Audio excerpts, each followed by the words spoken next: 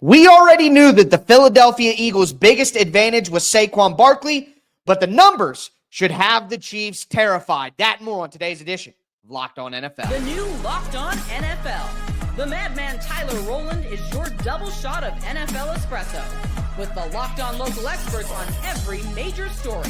Get ready. Rowland is revving up. The new Locked On NFL starts now. Locked On Podcast Network. Your team every day.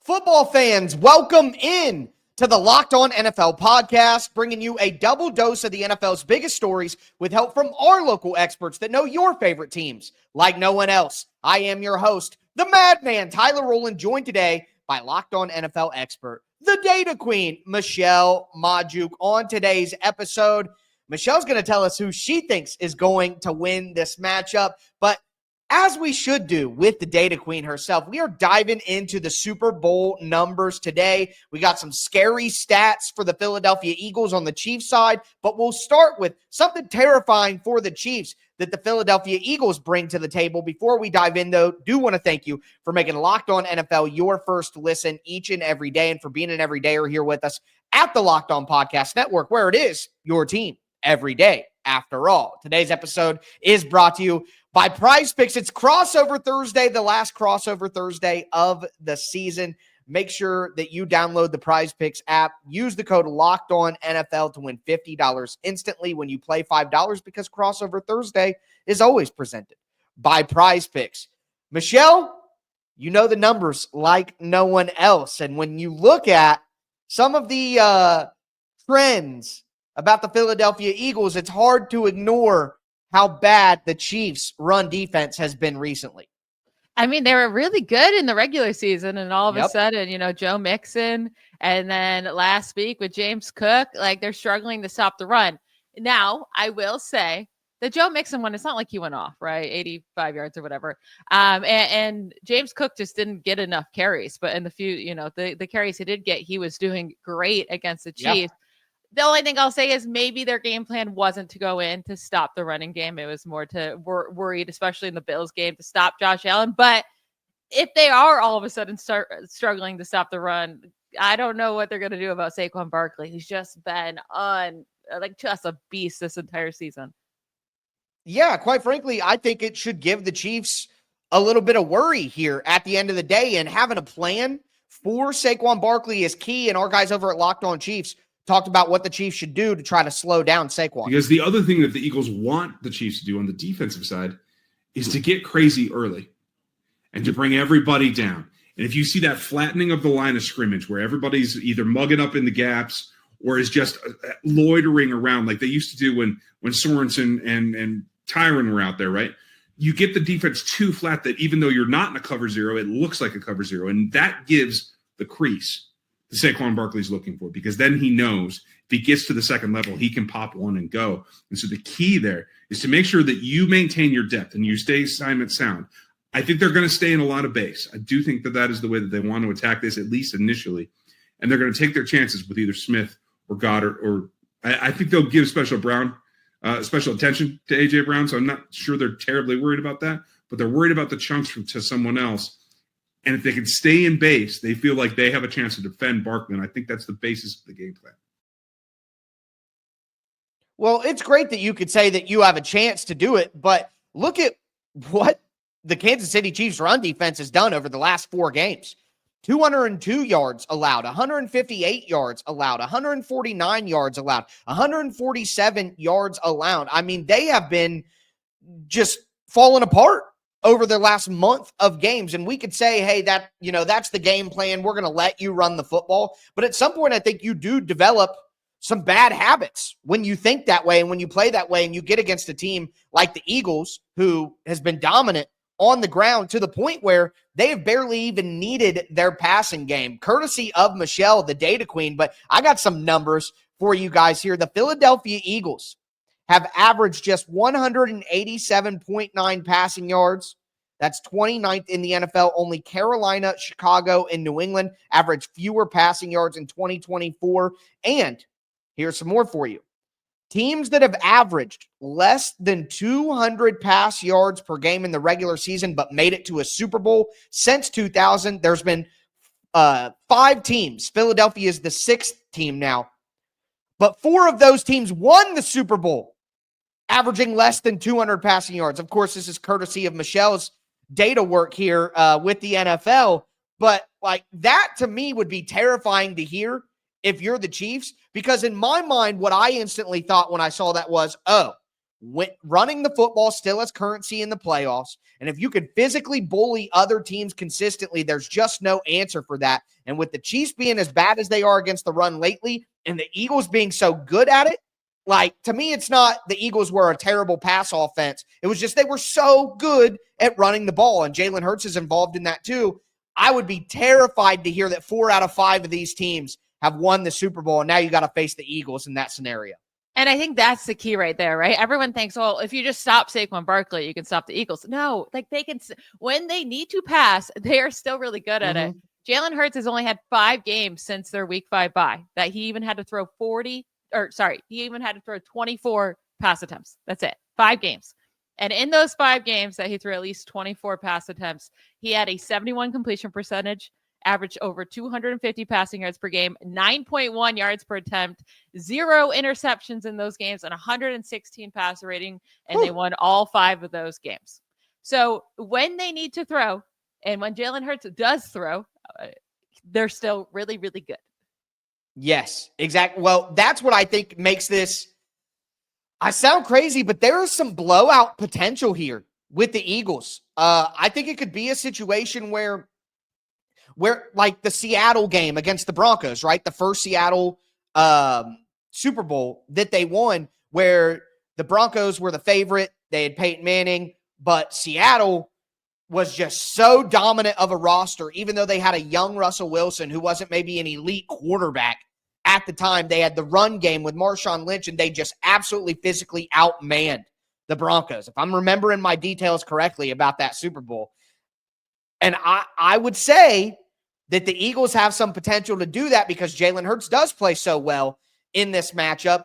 And then they have that big run game advantage in the Chiefs' run defense not being good. Like, I think on my list of outcomes, close win Eagles, close win Chiefs, blowout Chiefs, blowout Eagles, I think blowout Eagles is higher than blowout Chiefs.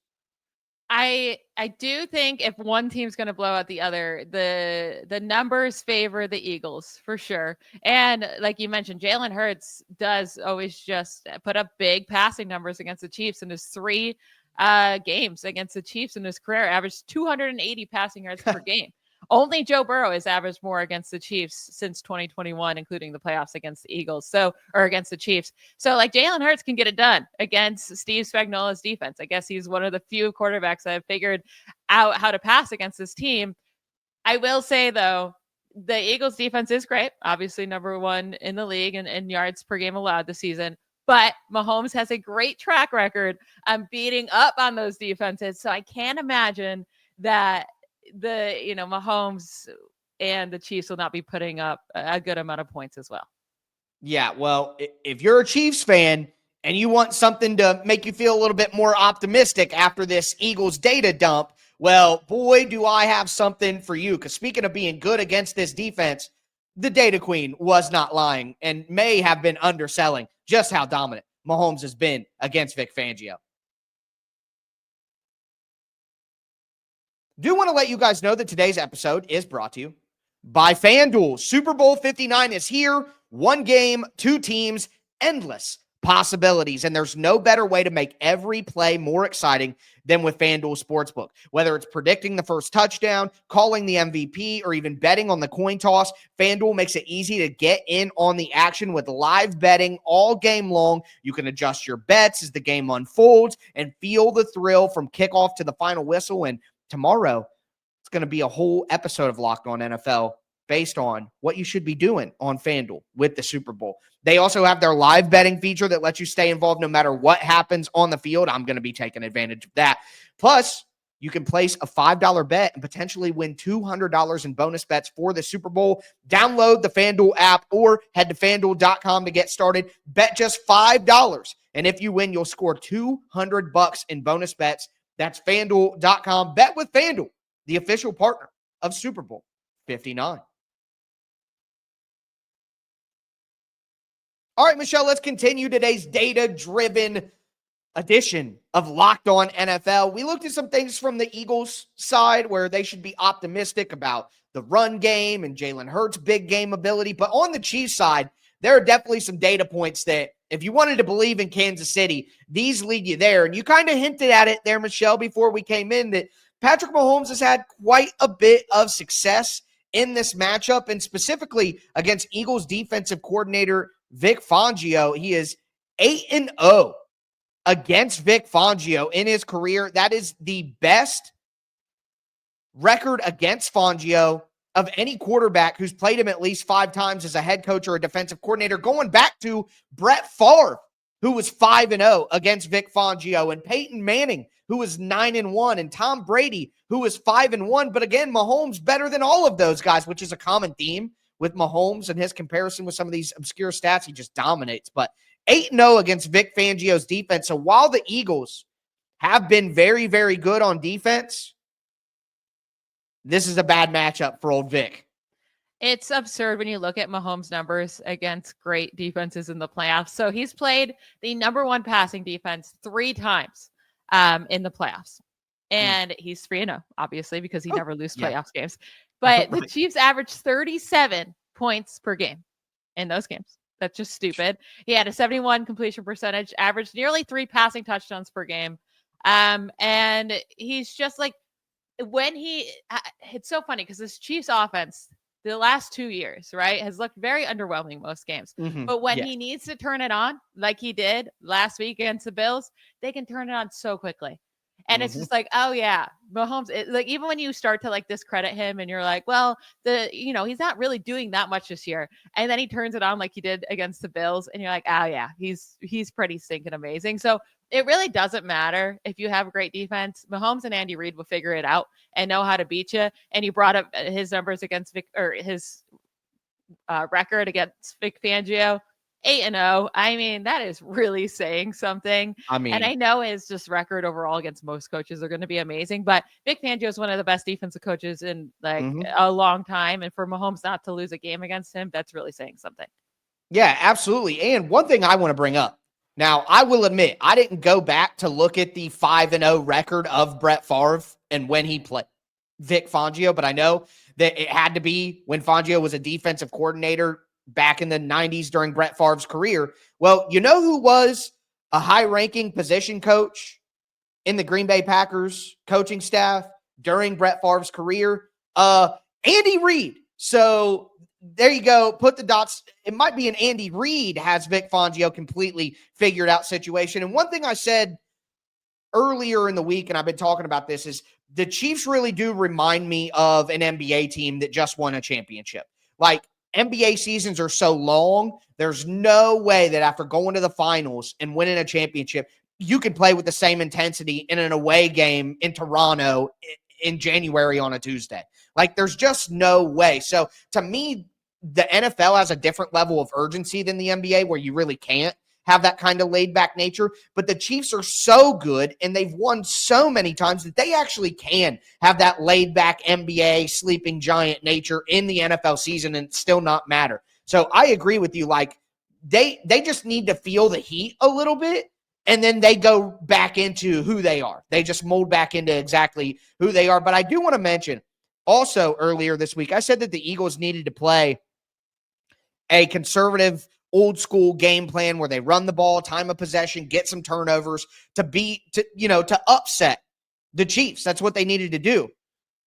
But Patrick Mahomes, another number for you, hasn't thrown an interception in his last 288 attempts. So doesn't bode well for the Eagles. Now, on the other side of the ball, though, the pressure that Kansas City is able to get on Jalen Hurts will be key. And my guy Louie from Locked On Eagles talked about how Jalen Hurts hasn't always fared so well when the pressure's on. Against a Chiefs defense that, again, they're going to want to throw a lot of different pressure looks at Jalen Hurts. Throughout Hurts' career, that's something he's struggled with, but lately has been a lot better at.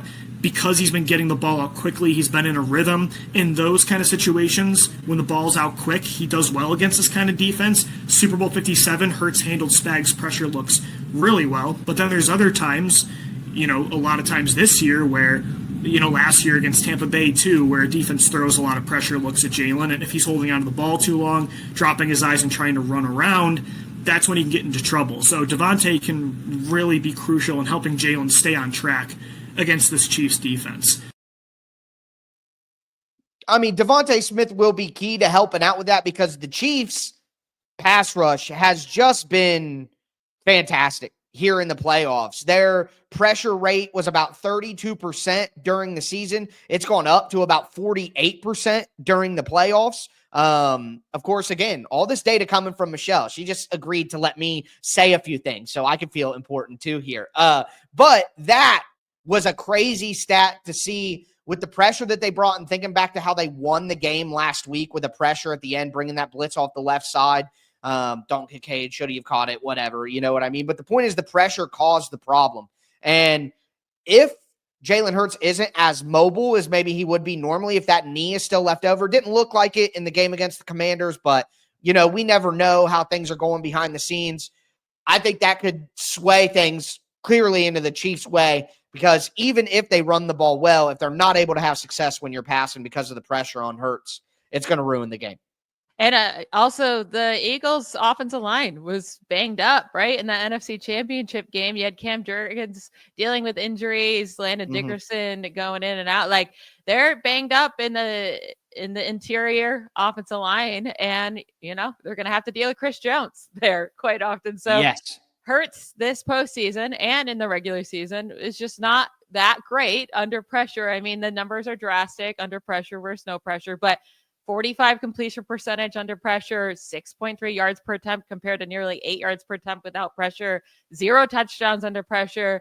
It's a lot different for him under pressure versus pressure. So if Chris Jones and George Karlaftis and all of the Chiefs defense here can put pressure on the Hurts, that will be the difference for them too, enabling to not only, obviously, they have to stop on focusing Saquon Barkley, but like we said, even if they do that, Hurts can still get it done. But if they put pressure on him also and stop Saquon Barkley, I think that's their key to, winning this game at the end of the day.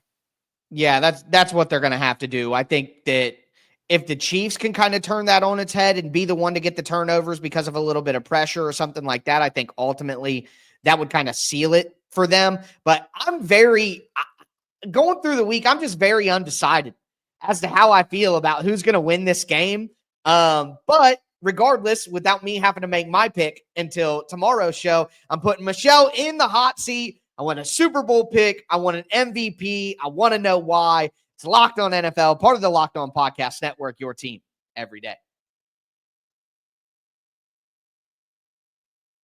Today's episode is sponsored by BetterHelp. What do you want your 2025 story to be? Every January brings a new chapter, 365 blank pages waiting for you to fill. If there's a part of your life you want to rewrite or a plot twist that you've been craving, why wait? Life isn't about fleeting resolutions. It's about taking control and becoming the author of your own story. Think of therapy as your personal editor, helping you craft the life you deserve. It's not just for crisis situations. Therapy can help you develop healthy coping strategies, improve your relationships, empower you to be the best version of yourself. That's why I do therapy and why I had a good experience with BetterHelp. I just want to be the best me that I can possibly be, and therapy can help you develop skills for a better tomorrow. Write your story with BetterHelp. Visit BetterHelp.com/lockedon. You're going to get 10% off your first month today. That's BetterHelp, HELP.com/lockedon. All right, Michelle, let's cap off today's edition of the Locked On NFL podcast. We've been looking at the data all episode long. What do we see on both sides that have us concerned? Some trends that we're going to monitor during the game. We gave all that to you, but now, as we have done all week, it's time to get a Super Bowl pick and an MVP prediction. Michelle, you're in the hot seat. Before you go, though, do want to thank everybody for making Locked On NFL your first to listen. Check out the afternoon edition of Locked On NFL with Tony Wiggins in the barber shop. Who's winning, Michelle? I'm going to take the Eagles. I know the entire world and universe and the football gods are on Mahomes and the Chiefs side, but I'm going to take the Eagles to win, and it's because they have Mr. Saquon Barkley on their side. Mm-hmm. And I think this has just been a magical year for him, right? First year getting out of a miserable situation with the New York Giants, coming to a good team with a good offensive line. Everything's working out for him. I think he's going to close it out for this team, and I'm calling for him to win MVP. I know it's not like shocking or super fun, but Barkley is one of 3 players with at least 400 rushing yards in a postseason prior to playing in the Super Bowl. The other 2 were John Riggins in 1982 and Terrell Davis in 1997. Both of those guys won that Super Bowl and they won MVP. Both of them had over 150 rushing yards in that Super Bowl. So I'm calling for him to keep this up, to dominate against the Chiefs, and to win MVP, which would mean that the Eagles won the Super Bowl. You know what's crazy is you say the whole world and the football gods. Every single person this week has picked the Eagles. Everybody. That's not good. I don't want to hear that. It's not good. I know. It's making me question things.